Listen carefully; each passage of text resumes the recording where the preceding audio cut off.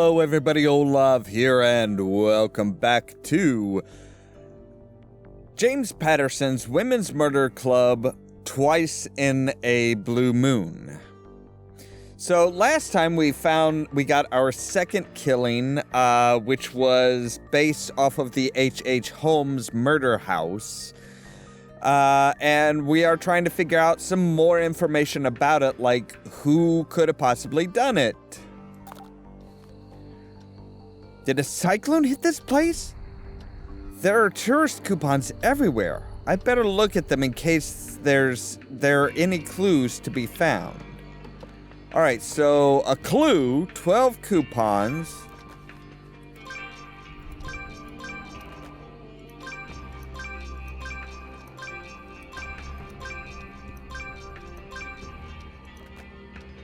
Okay, there's all the coupons. So now we need a lizard, the number 6. Any keys? No keys? Doesn't look like there's any keys that we need to pick up. Let's see here. A knife, a lizard, a cigar, a fan. Need to turn it down a little bit. Alright. There's a knife.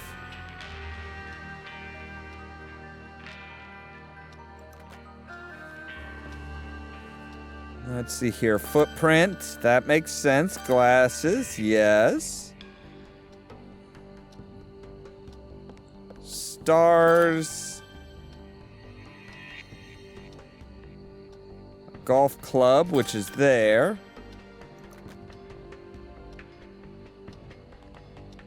All right. 2 statues.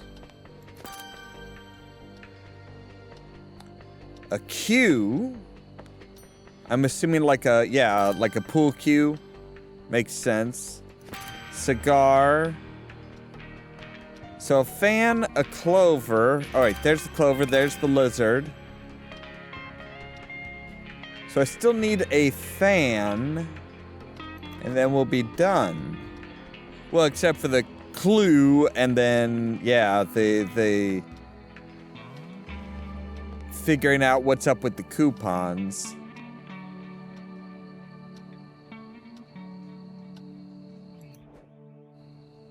Alright, Ned Etta? Someone named Ned Etta stayed in Pitzer's room the night before. He may be our man. You really think that's somebody's name? I mean, that just practically screams alias. Right, there's the fan. Okay. Someone dumped the tourist coupons out of the case, except those few. Why? I'd better take a look. Okay, let's see here.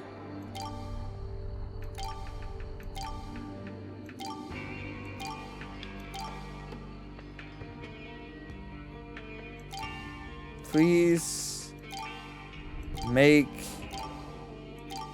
him stop.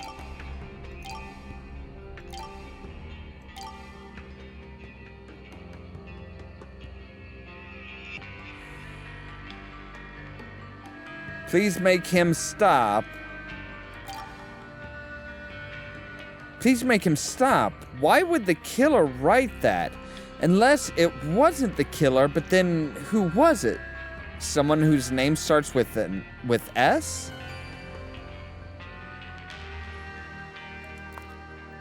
Good likelihood. I remember Mr. Ned Etta. The maid saw him too. He had black hair, ordinary height and weight. Not a looker exactly, but charming. He had on a hat, dark pants, and a checked wool jacket. Houndstooth, they call it. And he had a British accent, very hoity-toity. I can't believe I have a description of the killer and a name. Can it really be that easy? I have one other big lead, a shady weapons store that might sell HCN. I'm close. The state of California outlaws many weapons that are legal elsewhere. This store is particularly notorious for ignoring the law. If I can find enough violations, I might be able to get the owner to cooperate. Maybe. Alright, brass knuckles.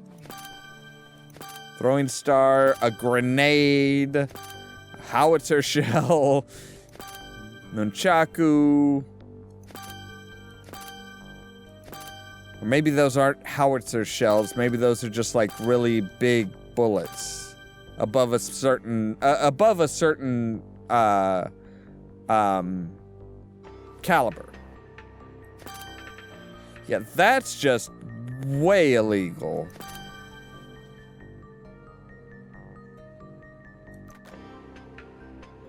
Right, there's another grenade.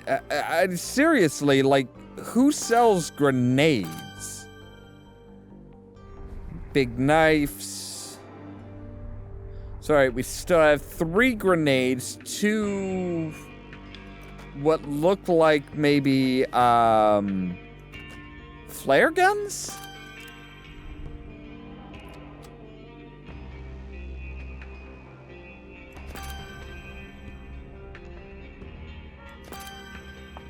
There's some tonfa. Yeah, this guy's just, I mean, and to have everything just sitting out in the open like that, it's like, that's begging for trouble.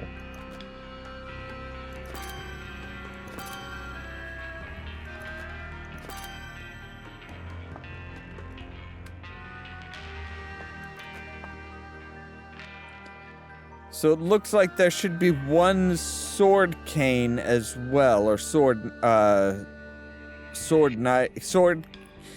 cane or a knife cane or something like that.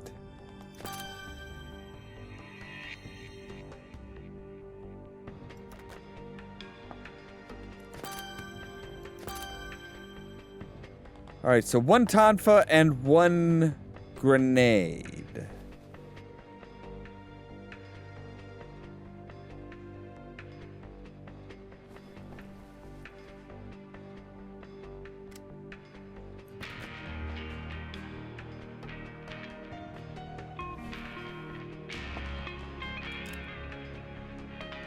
And I'm just not seeing them.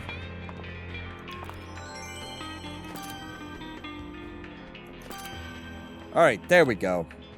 I found 10 illegal weapons in plain sight. They get away with it because the city doesn't have the funds to make this a priority. But today, this is my priority. Alright.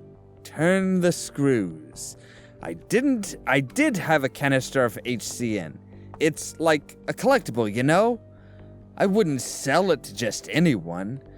The guy who bought it was high class. He was dressed up and sounded like Prince Charles or something. I got his name on the register, checked his ID and everything. R. Yanis. The store owner said he showed ID. Is R. Yanis the killer's real name? The killer left the name R. Yanis at the weapons store where he bought the poison gas. He had ID under this name. Another decoy name, or is this the real thing? Time to do some work on the crime computer.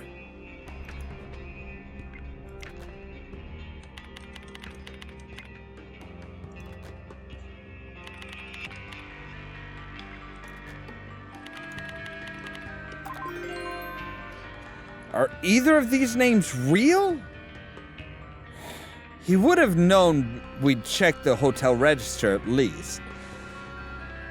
Let me see what I can do with Ned Edda. He's trying to tell you that it's a dead end. Dead end. It was an anagram. You're quite the game player, aren't you, Mr. Yanis? We'll catch it. We'll keep it up. Because one of these days, you'll just you'll be just a bit too clever, and I will catch you.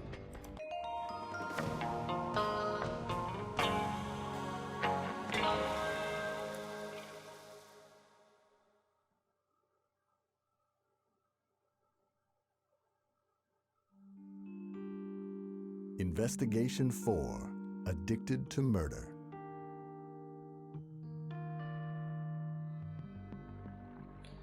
I've read through all the internet articles on H.H. Holmes. I even went to Barnes & Noble and found 2 recent books on him. None of these sources mentioned the ball of hair or bottle of acid as part of Holmes's M.O. Could those items be the copycat's own signature? He didn't use them in the first murder. They could be details of the Holmes crimes that weren't widely known. I tried calling the Chicago police, but the case files that old are archived. They've ordered them for me, but it could take weeks. Everything this guy does is calculated. I have to know if those items were just part of the Holmes tableau or a message. Maybe hints about his next murder. Death at a wig factory? Softball tournament. Knitting shop? Come on. Okay, that's funny. What about the library? They have out-of-print books, old newspaper articles. They might have details about the Holmes case that have been long forgotten. Yes, why didn't I think of that? Because you're living in the modern age? Probably because you're dead on your feet. Here we go, San Francisco Public Library. Hi, I'm Detective Boxer, SFPD. I'm looking for out-of-print material from Chicago around 1895 to, say, the early 1900s. You want our archives department down in the basement. I'll call our archivist, Mr. Browning. He'll take you down. Detective Boxer, follow me, please, and stay close. The way can be confusing.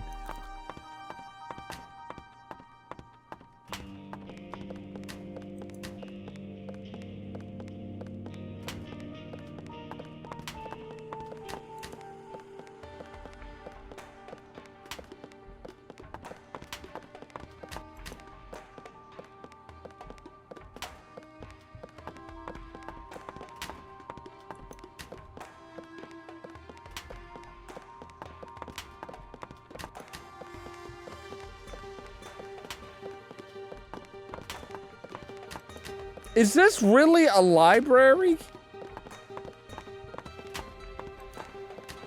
This seems like a lot.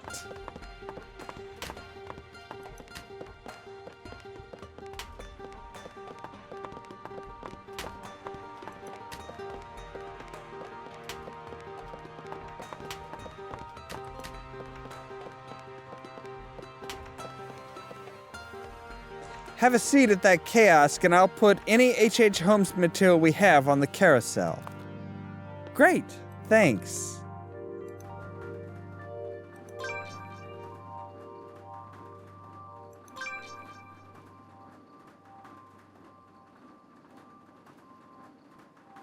Is this really the most efficient way of archiving and retrieving things? Oh crap, I'm supposed to be finding like a ton of stuff.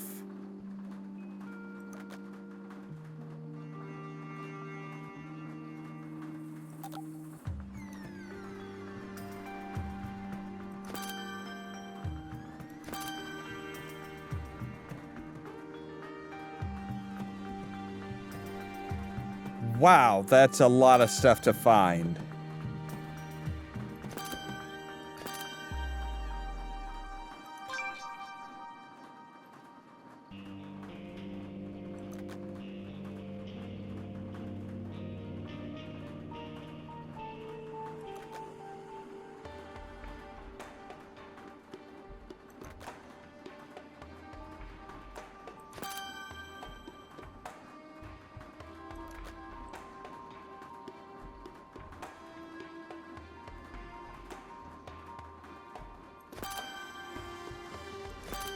Ah, see, if the hints if it says, "Hey, there's a hint," that means that there's something that means that there's something like on the screen that I need to pick up.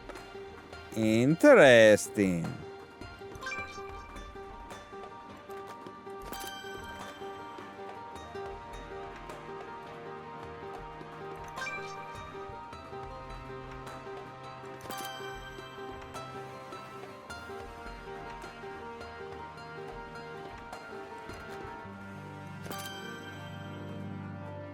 All right, 2 more books, a doll, a vase, and hand cream.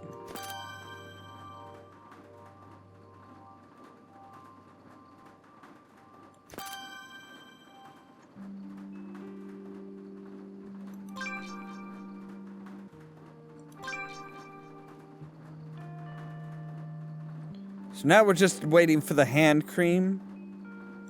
Yep.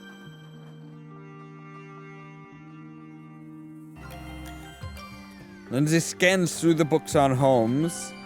The ball of hair wrapped in a cloth and ball of acid were found in one of the gas chamber rooms in the castle by police. These items were mentioned in the case files of H.H. Holmes, Elworthy, published in 1905, and not in any other book. The killer must have had access to this book. Thank you so much, Miss Browning. Can you show me the records of who looked at this book, the case file of H.H. Holmes, published in 1905? I've been the archivist here for 21 years, and I have an excellent memory. I've never pulled that book for anyone. Of course, other major libraries have a copy, and then are the book dealers. I'd try Murder on Market. They're the biggest true crime dealer in the city. Suspect, T.C. Browning. The library archivist seemed mild-mannered, but his access to the library's source material on true crimes and serial killers makes him a person of interest in this case. Yes, it does. And that is all the time we have for today. So next time, we'll go into the Murder on Market bookstore and see if we can find anybody who has purchased or requested that specific book and might have the information of what was actually found at the scene of the crime for H.H. Holmes.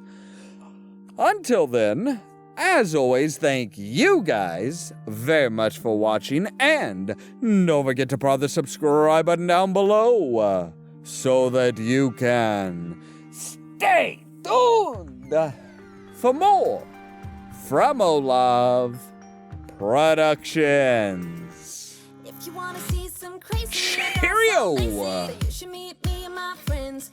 Now the inmates are running the asylum. Well, technically the Joker's goons shipped in from Blackgate, but you get the idea. Bye-bye for now. Flipping, it's increasing the whirlwind effect, the whirlpool effect, and then it's slowly decreasing the whirlpool effect and spitting it back out.